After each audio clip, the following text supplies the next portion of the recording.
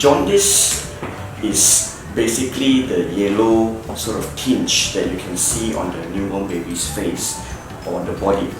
And this is a very common concern again for many parents with newborn babies. We call this neonatal jaundice. Most of the jaundice in newborn baby are not too serious concern. And the majority of baby have jaundice basically because the newborn baby's liver is still a bit immature, and the breakdown product of the turnover the red blood cells will produce this yellowish tinge in the baby, and this is something that is temporary.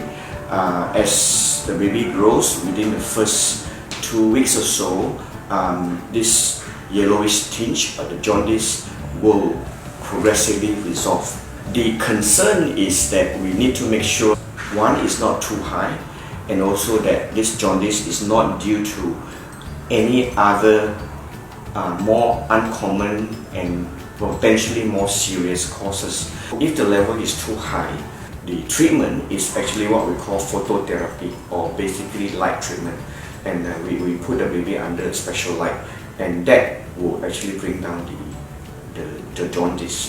So the best thing is, if you're not sure as to the level of the jaundice, consult your paediatrician to get it checked out. The natural history of the jaundice is such that usually the first 1 or 2 days, baby shouldn't have any jaundice, and the jaundice becomes apparent after about usually 3 or 4 days, and it peaks around day 5 or day 6. Other area of concern or something that we need to pay attention to is prolonged jaundice.